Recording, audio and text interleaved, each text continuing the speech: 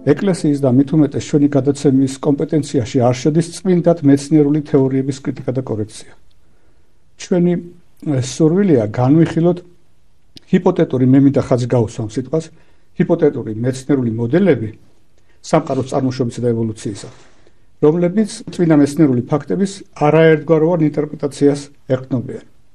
მეცნიერების ისტორიიდან ვიცით, რომ ასეთ მოდელებს ხშირად უარყოფდნენ, ან ისინი საჭიროებდნენ სერიოზულ არსობრივ კორექციას. დღევანდელი საუბრის მიზანია განვიხილოთ, რამდენად თავსებადია თანამედროვე მოდელები ბიბლიური შესაქმნის თხრობასთან, არსებობს თუ არა შესაქმნის 6 დღის ისეთი ინტერპრეტაცია, რომლის დროსაც კრეაციონიზმი პირდაპირ კონფლიქტში არ შევა ამ თანამედროვე თეორიებთან, არსებობს თუ არა მეცნიერული ფაქტები, რომლებიც მიანიშნებენ ბიბლიური ვერსიის უპირატესობაზე, განსაკუთრებით თუმცა საქმე ეხება მზის სისტემის ასაკს, ან კიდე საყოველთაო წარღვნის არსებობის ფაქტს. ვისაუბროთ იმაზეც, რამდენად თანმიმდევრული და სრულყოფილია წინათ მეცნიერული თვალსაზრისით ეს თეორიები. პასუხობენ თუ არა ისინი ყველა კითხვას, ან არსებობს თუ არა წმინდად მეცნიერული ფაქტები, რომლებიც ეწინააღმდეგებიან სამყაროს წარმოშობის ბიბლიურ ვერსიას და ასე შემდეგ და ასე შემდეგ. როგორც თავად კარგად მოგეხსენებათ, მამა ზურაბ, დღესდღეობით არსებობს რამოდენიმე მე მინდა ხაზი გაუსვა ზოგჯერ ერთმანეთის გამომრიცხავი მოდელები სამყაროს წარმოშობისა, როგორც უკვე აღვნიშნეთ, ყველაზე გავრცელებული გახლავთ ეგრეთ წოდებული Big Bang-ის, ანუ დიდი აფეთქების თეორია. ჩვენი ტელემაყურებლებისთვის საინტერესო იქნება აგეხსნათ, რაში მდგომარეობს ამ თეორიის არსი და რა მეცნიერულ ფაქტებს ეყრდნობა ეს მოდელი. მოგახსენებ, ზოგადად მეცნიერება არის განვითარებადი. ეს ყოველთვის პროცესში არის ვითარება, მიმდინარეობს უფრო მეტი ცოდნის შეძენა ხდება და ამ ცოდნაზე დაყრდნობით ისინი აკეთებენ გარკვეულ დასკვნებს. ამიტომ არ შეიძლება რომ მივიჩნიოთ, თქვათ, რომ ეს სრული არის და დღევანდელი დღის ცოდნაზე დაყრდნობის შემდგომ ის კიდე არ შეეცვლის სახეს და უფრო სხვა ინტერპრეტაციას არ მოგცემს. ამიტომ დღევანდელი ცოდნიდან გამომდინარე უბრალოდ კეთდება ეს ერთ-ერთი ვერსია ასეთი, რომ ეს იყო შეიძლება და წარმოშობილი იყო სამყარო, ესე იგი ყველაზე უფრო დიდი შეფერხება არის საერთოდ არარსებობიდან არსებობაში მოყვანა და ამაზე ყველაზე უფრო ვრცელი და დიდი ნაშრომები კეთდება და უფრო მეტი არის ვარაუდები თუ როგორ შეიძლება და წამოსულიყო ეს ყველაფერი, იმიტომ რომ რთული არის ადამიანის გონებისთვის ახმა გააზრება იმისა თუ როგორ შეიძლება არაფრიდან წარმოვიდეს ეს ყოფიერება. ერთ-ერთი ვერსია სწორედ არის დიდი აფეთქების თეორია. აქვთ გარკვეული ცდის დონეზე რაღაც მიღწევები და არის ასევე უბრალოდ ლოგიკური მსჯელობის მიღწევები. და ერთ-ერთი მთავარი ეტაპი, რომელიც არარსებობიდან არსებობაში შემოდის სამყარო, არის სწორედ ის, რომ პირველ ეტაპზე, რასაც ისინი მიიჩნევენ სამყარო, შეიძლება ყოფილიყო ორ განზომილებიან ყოფიერებაში, რომელსაც კონტინუუმს ეძახიან, ესე იგი, როდესაც მატერია ჯერ არ არსებობს და არ შეიძლება რომ ვინმე მიკითხოს თუ რა იყო მანამდე. აი ამ სივრცეში შეიძლება ჩვენი ტელემაყურებლებისთვის საინტერესო იყოს, აი ეს დიდი აფეთქების მომენტი, აი თქვენ ლაპარაკობთ. შეკრული რომ იყო ერთ წერტილში მატერიას გახდათ ჯორჯ ლემეტრის, რომელიც მღვდელი იყო კათოლიკე.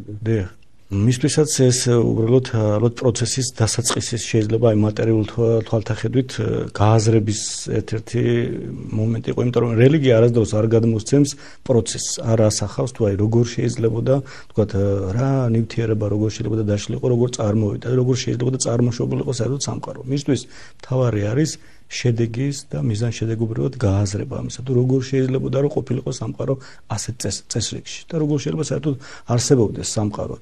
და ამიტომ შეიძლება მისთვის სწორედ პროცესის დასაწყისის მატერიალურ სფეროში გააზრება ყოფილიყო ეს და ამას მიეცა შემდგომ ასეთი სახე. სხვა მეცნიერთათვის და ზოგადად ვისაც რელიგიასთან არ აქვს შეხება, მისთვის პროცესი უფრო არის საინტერესო და საერთოდ ზოგადად გონებისთვის ესეც არის დამახასიათებელი, რომ შეიმეცნოს და აღიქვას თუ როგორ შეიძლება ეს ყველაფერი განვითარებული იყო. მამა, იქნებ ჩვენი ტელემაყურებლებისთვის აგვიხსენს, როგორ მივიდნენ აი ამ მოდელამდე, რომ რაღაც ერთი საწყისი წერტილიდან აფეთქდა სამყარო. დავიწყოთ ალბათ იქით, რომ ჯერ მეცნიერებმა აღმოაჩენს ეგრეთ წოდებული ხაბლის გაფართოება, როდესაც ნახეს რომ სამყარო ფართოვდება. რაც უფრო შორსაა ჩვენგან არც სხვა მით უფრო სწრაფად მიდი. თავისთავად ფართოვდება. ამიტომ აქედან მივიდნენ იმ დასკვნამდე რომ სამყარო რაღაც პერიოდში ძალიან უმცირეს ყოფაში უნდა ყოფილიყო. და ეს უმცირესი ყოფა, როგორც ისინი ამბობენ, როგორც თქვენ ეს კონტინუუმი, რომელშიც იყო სიმების თეორია არის ასეთი, რომელიც არის საწყისი საერთოდ სამყაროს, რომელიც შემდგომ მემბრანის თეორიაში გადავიდა, რომელიც არსებობდა უმცირესი ზომის, ალბათ არც შეიძლება ითქვას, რომ მატერიული სახე ჰქონოდა ამას, რა უდიდესი რაოდენობა, რომელიც ამოდროულად იყო რაღაც გარკვეული ისეთი შესაძლებლობისა, რომელიცაც ერთდროულად შეიძლება ყოფილიყო უმცირეს ყოფაში და ამოდროულად განხორციელებული ყოფილიყო უსაზღვრო სფეროში, იმიტომ რომ ჯერ კიდევ მატერია არ იყო წარმოშობილი. აი ამ პერიოდში ერთ-ერთი აი ამ მემბრანების, უამრავი მემბრანების მოქმედების დროს შეჯახებისას მოხდა სწორედ აფეთქება. რომლის პერიოდიშიც ესე იგი ვაკუუმის მდგომარეობაში იყო, ესე იგი უმაღლესი დონის წნევის ქვეშ იმყოფებოდა ეს ყოველივე და ამის შემდგომ მოხდა მისი გაფართოება და გაშლა და წარმოიშვა სამყარო. და ეს პროცესი მიმდინარეობს დღევანდელ დღემდე. ანუ ერთმანეთს გაგვესხვავებინა ის რაც მეცნიერული ფაქტებია, შეიძლება ჩაითვალოს უდაოდ და აი შემდეგ მოდელი ინტერპრეტაცია. არის ფაქტი, მაგალითად, რომ სამყარო ფართოვდება, ეს შეიძლება უდაო იყოს, რადგანაც აი თქვენ შეამჩნიეს, რომ სამყარო ფართოვდება, იმიტომ რომ ეგრეთ წოდებული წითელი გადაადგილება. აი ალბათ ყველა თანამაყურებლების უმრავლესობა მიცის, რომ ყველა ქიმიურ ელემენტს გააჩნია თავისი ელექტრომაგნიტური სპექტრი. და არსებობს ეგრეთ წოდებული დოპლერის ეფექტი, რომელიც მიგვანიშნებს რომ თუკი რაიმე ნივთი ჩვენგან შორდება დიდი სისწრაფით, მაშინ ხდება წითელი გადანაცვლება ამ სპექტრში, თუკი ჩვენ გვიახლოვდება ლურჯი. ხაბლის ეს აღმოჩენა ემყარება იმას, რომ სამყარო ფართოვდება. ეს იქ ეს მეცნიერული ფაქტია. მაგრამ აი ამის შემდეგ, რომ სამყარო უნდა წარმოშობილიყო, თქვა, გაფეთქებულიყო ერთი წერტილიდან, ეს უკვე მოდელია ერთ-ერთი. იმიტომ არსებობდა თქვა ხოლის მოდელი, რომელიც არ ეთანხმება თქვა ასეთ ინტერპრეტაციას. მორწმუნე ადამიანს შეუძლია ეჭვს დააყენოს გარკვეული მოდელი და არა ფიზიკური კანონები და ფიზიკური ფაქტები. მეცნიერულ გარკვეულ დასკვნებს და მეცნიერულ შედეგებს თვითონ ეკლესიაც გარკვეულწილად იღებს და მას იაზრებს და შეუძლია რომ თავის სასიკეთოც გამოიყენოს და შეუძლია რომ აჩვენოს პირიქით თავის შეხედულებაზე მას მისი შედეგიც გამოიყენოს და დაამტკიცოს რომ ეკლესიური გადმოცემა სწორედ ეხმიანება ეს და პირიქით ამყარებს ეკლესიურ პოზიციას. ეს გაფართოების მოდელი თავისთავად სამყაროს წარმოშობის პროცესში როგორც არის გადმოცემით ეს არის პირველ რიგში ის რომ უფალმა მოიაზრა და მთლიანად მოიცვა თუ როგორი შეიძლება ყოფილიყო სამყარო და საერთოდ არსებითად როგორ შეიძლება აგებულიყო ყოველივე ეს და შემდგომ მოხდა მისი განვითარება. ეგვიპტეში თავისთავად პროცესიც რაღაც ასეთი უნდა იყოს, იმიტომ რომ არაფრიდან მთლიანად უცბად ასეთი პროცესი არ ასახელებს, რომ აი ასეთი დადგა უცბად ხო კოსმოსიდან მთლიანად ცხოვრება. ის პირდაპირ ასახავს დღეების მიხედვით, რომ ის სხვადასხვა თქვა ნივთიერების სიცოცხლის ფორმის და ასე შემდეგ ვითარდება და არა ერთბაშად ერთ მომენტში. ამიტომ განვითარების პროცესი თავისთავად ექნება ამას შეხება და ეს სწორიც იქნება. განვითარების ასეთი აი ამ აფეთქებიდან სამყაროს ასეთი განვითარების პროცესი. იქნება თავისთავად, იმიტომ რომ დღევანდელ დღესაც ამტკიცებს ამას. თუმცა თუ რა სახით შეიძლებოდა ყოფილიყო ეს და როგორ შეიძლებოდა რომ სამყარო ასეთად ჩამოყალიბებულიყო, ეკლესიას თავის დამოკიდებულება აქვს და ეს მიიჩნევს რომ თავისთავადად არ შეიძლება იყოს ასეთი. და ამას წინასწარვე განსაზღვრულია ყველაფერი და არა რაღაც ეს არის რაღაც ავტონომიური პროცესი. ეს იყო პირდაპირ განსაზღვრული პროცესი, რისი განხორციელებაც მიმდინარეობს. აუცილებელია ესე ვთქვათ, რომ უფლის მიერ არასებობიდან არსებობაში შემოყვანა ხდება 6 დღის განმავლობაში, თორემ მოქმედება უფლისა სამყაროში დღევანდელ დღესაც გრძელდება, ხო? როგორც ამბობს უფალი, რომ მამაიცა ჩემცა იქს და მოაქაუნდა და მეცა ვიქ მოაქაუნდა. ესე იგი, პროცესში თუ რა სახისაც დააყენებს ბოლოს სამყაროს, რადგან აღდგომის შემდგომ თავისთავად აბსოლუტურად სხვა მდგომარეობაში უნდა დადგეს. ყველაფერი როგორც აჩვენა აღდგომის შემდგომ მისი სხეულისა, ისევე თავისთავად სხეულს საჭიროებს ის გარემო, რომელიც მისთვის არის მისაღები. ამიტომ ეს სამყაროც სხვა პროცესში და სხვა მდგომარეობაში უნდა დადგეს. ამიტომ ეს პროცესი ჯერ კიდევ მიმდინარეობს. არსებობს წმინდად მეცნიერული ფაქტები, რომლებიც ამ მოდელის სასარგებლოდ ლაპარაკობენ. აი მაგალითად ის რომ არსებობს სამყაროს რელიქტური გამოსხივება, ეგრეთ წოდებული, რომელიც აღმოაჩინეს, რომელიც აშკარად ლაპარაკობს აი მოდელის სასარგებლოდ. ის რომ მაგალითად სამყაროში 3/4 ნივთიერებისა, აი წყალბადი და ჰელიუმია, მეცნიერები თვლიან, რომ ეს პირდაპირ ერთ-ერთი საუკეთესო არგუმენტია ამ მოდელის არსებობისა.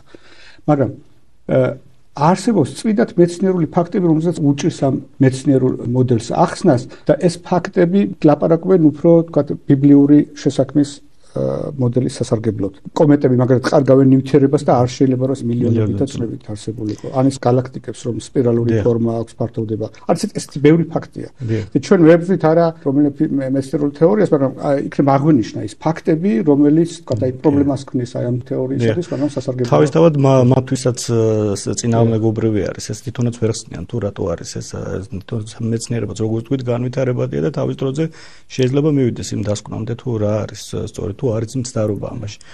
ამიტომ არის ასეთი რამ, როდესაც ამბობენ, რომ დიდი აფეთქება მოხდა, წინააღმდეგობრიობა ფაქტიურად არ არსებობდა მისთვის და ეს განფენადობა მის სამყაროსი აბსოლუტურად თანასწორი უნდა ყოფილიყო. და ასეთი რამე არ ფიქსირდება. იმიტომ რომ თვითონ მასის წარმოშობა და ნივთიერების წარმოშობა, როგორც ჩანს, არის სხვადასხვანაირი. სხვადასხვა ადგილებში სხვადასხვა რაოდენობისა არის ეს. ამიტომ არ შეიძლება რომ ეს ასეთი სახით აიხსნას. მაშინ ყველგან ერთი რაოდენობის უნდა ყოფილიყო. და არის ადგილები, სადაც აი როგორც აღმოჩნდა შემდგომ და ცნობილია ყველასთვის არის სიცარიელეები, საერთოდ სადაც მატერია არ არის. პირიქით დიდ შავხროლებს ეძახიან, რომელიც პირიქით მატერიას აბსოლუტურად კარგავს. რაც იმაზე მეტყოლებს, რომ ეს პროცესი არ არის ასეთი თანმიმდევრული და არ არის ისეთი, როგორცაც მათ წარმოუდგენიათ. ამავდროულად მას რახან წინააღმდეგობა არ ქონდა, როგორც ვიცით, რომ არის სამყაროში სპირალური სახის დაგროვები, შეჯგუფებები galaktikების და ეს ასეთნაირად არ უნდა ყოფილიყო, ვერ ხსნიან ამას თუ რატო შეიძლება ასეთი სახე წარმოშობილიყო. იმიტომ რომ არანაირ საშუალებას არ იძლევა რომ ასეთი სახით ჩამოყალიბებულიყო. წინააღმდეგობა არ ქონდა მატერიას და ამიტომ ეს დაჯგუფებები არ უნდა მომხდარიყო. ასევე არის პროცესი არათანმიმდევრული იმასთან დაკავშირებითაც, რომ ზოგიერთი მზის წარმონაქმნი, რომელიც დღევანდელ დღესაც არ ხდება მისი წვა, ეს გაყინულ მდგომარეობაში არის. არ ხდება. ან ძალიან ცოტა აღმოჩენილია ეგრეთ წოდებული სუპერნოვა ვარსკვლავები, რომელიც თუკი და მაგათ მოდელს დაუჭერთ, უფრო მეტი უნდა იყოს აქამდე დაფიქსირებული სინამდვილეში. ამიტომ აი ესეთი თვითონ შედეგები, რასაც ისინი ნახულობენ, თავად მათვე თეორიებს ეწინააღმდეგება და ჯერჯერობით ვერ ხდება ამის ახსნა. და აქ პირდაპირ შეიძლება რომ რელიგიის კუთხით თქვათ, რომ ეს არ არის თავისთავადი პროცესი. ეს არის აბსოლუტურად განსაზღვრული პროცესი, რომელიც რაღაც პერიოდისთვის ღვთისთვის საჭირო არის. ეს დადგენილი არის აი წესრიგში. აქ ძალიან ბევრი არის ისეთი რამ, რაც თქვათ კანონზომიერება ერთი და იგივე პერიოდში აბსოლუტურად სხვადასხვა ნივთიერებისა თუ სხვადასხვანაირად მოქმედებს და ხშირ შემთხვევაში ეს ბევრი რაღაცა აუხსნელი არის დღევანდელ დღესაც. ალბათ მნიშვნელოვანი იქნება ჩვენთელი მაყურებლებმა გაიგოს, თუ კი რაიმე აი თქვათ ესეთი ფიზიკური თეორია კონფლიქტში მოდის ბიბლიურ სწავლებასთან, სულაც არ ნიშნავს ეს, რომ აი თქვათ ეს მეცნიერული მოდელი მართალია. გავიხსენოთ მაგალითად ისტორიიდან გეოცენტრული მოდელი, რომელიც აძლევდა ასტრონომებს საუკეთესო საშუალებას გამოეთვალა ძის დაბნელება, მთვარის დაბნელება. შემდეგ აღმოჩნდა, რომ ეს მოდელი არასწორია და შემოვიდა ჰელიოცენტრული სისტემა. ასეთ იყო აი თქვათ მაქსველის კანონები ელექტრომაგნიტური, მაგრამ მისი მოდელები, რომელსაც მაქსველი ცვლიდა, ახლა მიღებული არაა. ეს ფიზიკური, ფუნდამენტალური ფიზიკური კანონები, ემპირიული ფაქტები ყოველთვის რჩება ჭეშმარიტად, მაგრამ ის მოდელები, რომელიც მუშაობს, შეიძლება ცვალებადია. კონფლიქტში შეიძლება შედიოდეს ბიბლიურ სწავლებასთან სუსტად ეს მეცნიერული მოდელები, რომელიც თავისთავად არ ამყარდია და ექვემდებარება განვითარებას და კორექციას. ამიტომ აი როგორც წაღან აღნიშნეთ, ასეთი დასკვნები, რომელსაც დღევანდელ დღეს თვითონ მეცნიერება აკეთებს, ხშირ შემთხვევაში ეს თეორიული სახის ჰიპოთეტური მოდელები არის. ამიტომ მთლად ესეთი 100%-იანი დასკვნები არც მათი მხრიდან არ მოდის. და ეს დღევანდელსაც კიდევ მიმდინარეობს შესწავლა და ცდების ჩატარება, ხო, უფრო ზუსტად აღიქვან თუ რა შეიძლება იყოს, როგორ შეიძლება ყოველივე ეს განვითარებულ და რა არის ამ ყველაფრის საწყისობა. ასევე გარდა ამისა, ჩვენ შეგვიძლია ვთქვათ, რომ სამყაროში მთლიანად გარდა წარმოშობისა, ნივთიერების წარმოშობისა, შემდგომი პროცესები, ვთქვათ, ვიცით რომ დედამიწაზე არის სიცოცხლე. ის მდგომარეობა, რაც დედამიწაზე არსებობს, რომელიც სიცოცხლისთვის განსაკუთრებული და აუცილებელი არის, ამის ახსნა ძალიან რთული არის, იმიტომ რომ დღევანდელი კანონები, დღევანდელი ცოდნიდან გადასახედიდან ამის ახსნა შეუძლებელია, თუ რატომ არის ზუსტად იმ მდგომარეობაში და საერთოდ სიცოცხლე რანაირად წარმოიშვა. მარტო მატერიის ყოფა და მატერიის არსებობა სულაც არ აძლევს იმის საშუალებას, რომ აქ სიცოცხლე უნდა წარმოიშვას. ამას თავად დარვინისტები, ხოდაშეს ევოლუციონისტები აღნიშნავენ, რომ შეუძლებელია მეცნიერულად რასაც როგორ წარმოიშვა მკვდარი მატერიისაგან ცოცხალი მატერია. იმ ეპოქაში, როდესაც ეს დარვინიზმი შეიქმნა, მაშინ გავრცელებული იყო სტარი აზრი, რომ შეიძლება აი მაგალითად თაგვები წარმოშობილი იყო იქ სადაც ჭუჭყია და მატერიისგან წარმოიშვებოდა, მაგრამ ეხლა ყველა მეცნიერმა იცი რომ ეს აბსურდული თეორია, პრინციპში ვერ აუხსნადია, როგორ შეიძლება წარმოიშვას. აქაც ყველაფერი მთლიანად განსაზღვრულია და აბსოლუტურ კანონზომიერებაში არის. რაც მეცნიერება უფრო უახლოვდება, რაც უფრო განვითარდა გენეტიკა, ბევრი რაღაცა უფრო გაირკვა და უფრო მეტად სიცხადით არის წარმოდგენილი. არანაირად არ არსებობს, როგორც თქვათ, ეს ევოლუციის თეორია არის და დარვინიზმის, რომ ერთი სახეობიდან მეორე სახეობაში გარდამავლობა და მათში რაღაც სწორი ხაზის წარმოშობა ერთი სახეობიდან მეორე სახეობაში გადასვლა, ასეთი რამე არ არსებობს. ვერ ფიქსირდება. არა მარტო ვთქვათ, გენეტიკას კიდე დაუბრუნდები ჩვენ და ნახავთ, რომ ეს ამის საშუალებას აძლევა, არამედ ამავდროულად ის არქეოლოგიური, პალეონტოლოგიური მონაცემები, რასაც გვაჩვენებს და იძლევა, არ არსებობს ასეთი სახეები. უნდა რაც არის აღმოჩენილი სახეობები, უფრო მეტი და გაცილებით დიდი რაოდენობით უნდა იყოს გარდამავალი ფორმები, რომლებიც არ არსებობს, უბრალოდ ვერ ნახეს. სულ აი ამ პერიოდში, რაც მათ შეძლეს რო ენახა და ისიც არის ვარაუდის დონეზე, არის ორი ასეთი ფორმა, ერთი არქეოპტერიქსის, რომელიც რაღაც გაურკვეველი არის, თვითონაც ვერ ასკვნიან, რომ ეს შეიძლება იყოს რაღაც გარდამავალი. რაც კიდე ძალიან საინტერესოა, ხშირად რო პოულობდნენ ეს გარდამავალ საფეხურებს, თითქოს მე აღმოჩნდებოდა, რომ ზოგი შეცდომა იყო, ზოგი კი აშკარად წინასწარ განსაზღვრული ცდელობა. დიახ. მამა ვარ დამეთანხმებით, რომ ყველაზე ერთი უმთავრესი არგუმენტი, სუსტი წერტილი, აი მე დარვინის ევოლუციის თეორიისა, ის გახლავთ, რომ ამ თეორიამ რომ იმუშაოს, საჭიროა რომ მზის სისტემა იყოს არსებობს ძალიან დიდხანს, მილიონობით და მილიარდობით წლები. მაგრამ არსებობს რამოდენიმე აქეთ მეცნიერული დაკვირვება, ფაქტი, რომელიც აი ამ წინააღმდეგ ლაპარაკობს, აი მაგალითად ის რომ თვარე შორდება დედამიწას, თვარი შორდება დედამიწას, ადრე ახრა უნდა ყოფილიყო და მაშინ თუ კი მილიონი წელი არსებობდა დედამიწას დავარდებოდა. ამ თვარეზე კოსმიური ნალექის ფენ. არის ესეთი ფაქტები, რომელიც არ აიხსნება. კი, ძალიან ბევრი არის ასეთი რამე, რაც უფრო აი როგორც თქვით, რაც უფრო ვითარდება ეს მეცნიერება, მით უფრო მეტად აჩვენებს, რომ ეს მთლიანად ასეთი ასაკის მიცემა სამყაროსი და დედამიწისა და კოსმიური წყობისა არ შეიძლება და არასწორია. ნუ სხვადასხვა მონაცემები არის. აი ერთ-ერთი როგორც თქვით, მთვარის მდგომარეობა.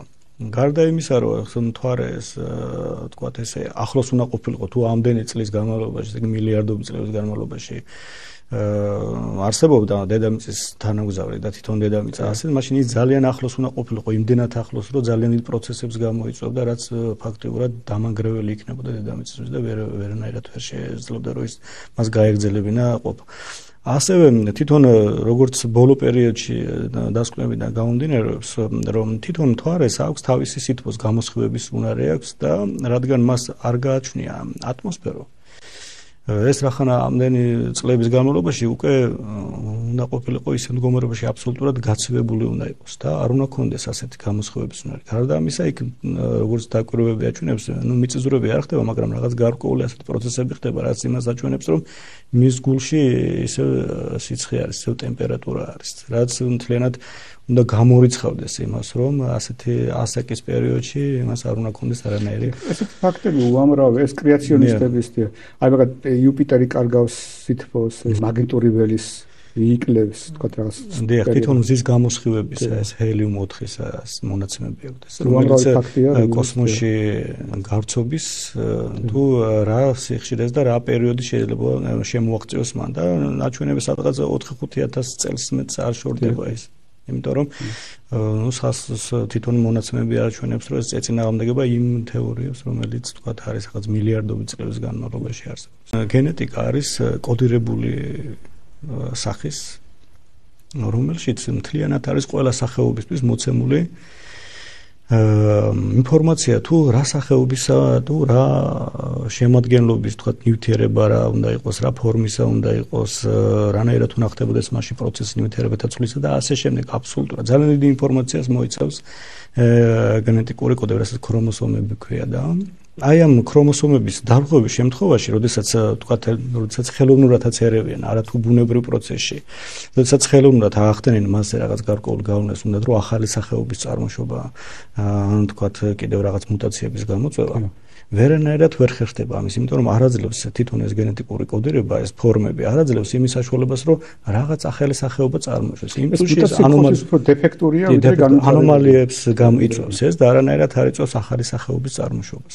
და ეს პირდაპირ უჩვენებს, რომ არაძლევს იმის საშუალებას, რომ სამყაროში ასეთი განვითარება ხდებოდა და თქვათ რაღაც ერთი სახეობიდან მეორეში გადადიოდა. არის მრავალი ცდები ამის შესახებ, თქვათ ბუზებზე აქვს ჩატარებული და კიდევ რაღაც სხვა ასეთ მწერებზე, რომელზეც თქვათ უნდათ რომ ახალი სახეობა მიიღო, თითქოს დაადგინეს კიდევაც რომ რაღაც მიიღეს ახალი სახეობა, თუმცა ის ისევ ბუზად დარჩა, არანაირად სხვა ახალი სახეობა არ წარმოიშვა, ეს ხო რომ მათ შეჯვარების უნარი არ ქონდათ ერთმანეთში დანარჩენ სახეობათან ვერ ეჯვარდებოდა, მაგრამ ასეთი რაღაცები თვითონ ბუნებრივადაც არსებობს ყოფიერებში, თუმცა ის ისევ იმ სახეობისა არის და არანაირად ახალი სახეობის წარმოშობას არ მეუთითებს. ამავდროულად როგორც წეგან თქვით, არქეოლოგიური და დანალექების მიხედვით ეს პროცესი რომ ასე გაგრძელებულიყო, ხო? ყველა სახეობას შორის უნდა ყოფილიყო რამოდენიმე გარდამავალი ფორმა, რომ ასეთ სახეობამდე მისულიყო. რომლის არანაირი აი ხო რო ვთქვით, ორი სახეობა და ისიც შემდგომ დაერღო ერთ-ერთი თევზი იყო, რომელიც წყლიდან ამოვიდა მიწაზე, როგორც ესენი როგორც სამეცნიერო სფეროები მაშინ იაზრებდა, რომლის მეშვეობითაც წამოვიდა დედამიწაზე უკვე ცხოველთა წარმოშობის მანამდე წყალში, რომელიც დღევანდელ პერიოდში იპოვეს ეს თევზი, დღევანდელ დღესაც ცოცხლობს. მანდ ძალიან დიდი სერიოზული პრობლემა იქნება ალბათ, იმიტომ რომ აი გამეთანხმებით, რომ თევზის თვალი სულ სხვა მექანიზმია, ვიდრე ძუძუმწოვარი. ძუძუმწოვარებთან ლინზა ფართოვდება, ან ვიწროვდება, ხო, თევზთან დასურავს ლინზა. ასევე გარდა მაგის თვითონ ორგანოებიც აბსოლუტურად სუნთქვის ორგანოები და ეს ასე მარტივად არ ხდება, რომ ეს რაღაც ფილტრებში გადავიდეს, რაღაც გარკვეულ აყუჩების. აბსოლუტურად სხვა ფორმა არის ჟანგბადის მიღების და განსხვავებით ფილტრების. ამიტომ ასეთი რამები დღევანდელ დღესაც აჩვენებს, რომ არ ხდება მათი აი ესე განვითარება, იმიტომ რომ ეს თვითონ გენეტიკაში არის ჩადებული თუ რომელი სახეობას რა სახის უნდა ქონდეს, თქვა კიდაც სუნთქვის თუ ხედვის თუ აღქმის თუ ნივთიერებათა ცვლის და ასე შემდეგ. ყველაფერი არის განსაზღვრული აბსოლუტურად. ამავდროულად აი ამ პერიოდში რასაც ააკვირდებიან, თვლიან რომ მათ შეძლეს რაღაც გარკვეული თქვა კიდაც იმ ბუზებში მიღწევა რაღაც სახეობა არ არის ეს ისევ ბუდად რჩება, ნუ ახალი სახეობა არანაირად არ მიიღება. ინფორმაციის შეტანას ვერ ახერხებენ. აი ახალი ინფორმაცია რო ჩაიდოს, არაფრით არ ხერხდება. არაფრით არ ხდება რაღაც ახალის შეტანა, მაშინ არ იღებს თვითონ გენეტიკური ის ვერანაირად ვერ შეძლებ ამას. ალბათ შეიძლება უამრავი ფაქტის მოყვანა, რომლის ახსნა დარვინიზმით არ შეიძლება. შემთხვევით არ არის, რომ ძალიან ბევრი გამოჩენილი ბიოლოგი ან ფიზიკოსი მაგალითად ლაპარაკობს, რომ ეს დიდი აფეთქების თეორია, თუნდაც ეს დარვინის ევოლუციის თეორია უფრო მეცნიერული კი არა, უფრო იდეოლოგიური, სოხელობრივი ფენომენია, ვიდრე წმინდად მეცნიერული. ძალიან მნიშვნელოვანია ამ ხრივ შევხედოთ დარვინის. ალბათ დამეთანხმებით, რომ დარვინიზმის ისგან წარმოსდგება სოხელობამ ძალიან უარყოფითი როლი ითამაშა კაცობრიობის ისტორიაში. აი მაგალითად ძალიან ბევრი სპეციალისტი თვლის, რომ ეს დარვინიზმი იყო ბაზა, რომელსაც ჩამოყალიბდა თქვათ აი ფაშიზმი, კომუნიზმი, ეს გადარჩევის თეორია საფუძვლად დაედო ძალიან ბევრ არასწორ სოფხედელობას, რომელსაც უარყოფითი შედეგები მოახდინა ჩვენს ისტორიაზე. დიახ.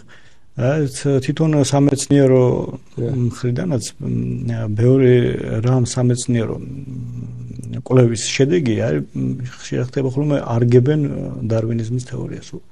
დინაც ამ წლებისთან დაკავშირებით აი ამ პერიოდის განმავლობაში სამყარო რომ ასეთი პერიოდით უნდა არსებობდეს, იმიტომ რომ დარვინიზმის თეორია განვითარდეს. აი ამის ძიება ხანდახან ისეთ სახეს იღებს, რომ უნდათ რომ მოარგონ ამას, რომ რაღაცნაირად გამართლდეს ეს თეორია. და ხშირ შემთხვევაში სწორედ აი გამოთვლები რაც არის დღევანდელ დღეს სხვადასხვა სახით ხდება გამოთვლები ამ დროისა. აჩვენებს, რომ ეს წინააღმდეგობრივი არის და არ შეიძლება რომ ასე მომხდარიყოს. სხვადასხვა ნივთიერებას დაკვირვების შემთხვევაში სხვადასხვა პერიოდს იძლევა ამ ნივთიერებთა დაშლისა, როგორც ესენი აწარმოებენ.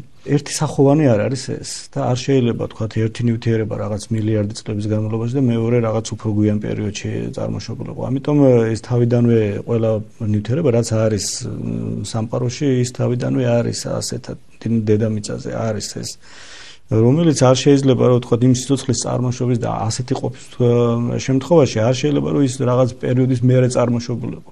ამიტომ ეს აჩვენებს თვითონ მათი გამოკვლევებიც აჩვენებს რომ ერთის შემთხვევაში რაღაც უფრო დიდი პერიოდი არის საჭირო და აჩვენებს რომ ეს დიდი ხნის განმავლობაშია და მეორე ნივთიერების შემთხვევაში ის უფრო ნაკლებ პერიოდს აჩვენებს ერთ-ერთგვარ დაკვირვებაზე. ამიტომ ეს ყველაფერი რაღაც არის უფრო რაღაც როგორც თქვენმძანეთ იდეოლოგიური სახე, იმიტომ რომ რაღაც პერიოდში ადამიანს ყოველთვის თავის მიზნების მისაღწევად ჭირდება რაღაც იდეოლოგია, რასაც მერე თავის რაღაც გარკვეული ამართლებს. უნდა რომ გაამართლოს მისი მოქმედება და ამაო ჩვენ სამწუხაროდ ძალიან ცოტა დრო დაგვს და იქნებ ცოტა მაინც გვესაუბრა აი როგორი იყო თქვა აი პატრისტიკული შეხედულება, აი ინტერპრეტაციები ბიბლიური შესაქმისტრობის ამ თვალსაზრისით ალბათ ძალიან საინტერესო იქნებოდა ცოტა მაინც გვესაუბრა აი წმინდა გრიგოლ ნოსელის ძალიან ღრმა და საინტერესო შრომისა პასუხი 6 და მათ დღეთა შესაძლებელი. მე უბრალოდ კარგი არის რომ საერთოდ ასეთ საკითხზე გვიწევს საუბარი და თავარი არის რომ ადამიანთათვის რელიგიური დამოკიდებულება არ იყოს ახმული ისე რომ მარტო რაღაც გარკვეული წინააღმდეგობაში და მას თავისი არგუმენტი არ აქვს თუნდაც სამყაროს წარმოშობის თუნდაც არაყოფიერებიდან მატერიის შემოყვანა და გრიგოლ ნოსელი არის ერთ-ერთი ყველაზე დიდი მამა რომელიც იწოდება მამათამარ და მისი განმარტება არის ძალიან მნიშვნელოვანი და შეიძლება ითქვას აი ამ კუთხით ყველაზე უფრო აღმატებულიც კი რომელიც ძალიან ეხმიანება თანამედროვე შეხედულებებს და ის ასეთ რამეს ამბობს რომ და ასეთი მსჯელობით ასეთ წარმართავს რამეს რომ ავიღოთ ნივთიერება თავისთავად და შევხედოთ მას ვნახავთ რომ ის სხვადასხვა მცნებებისგან შედგება თქვათ აი ეს როგორც არის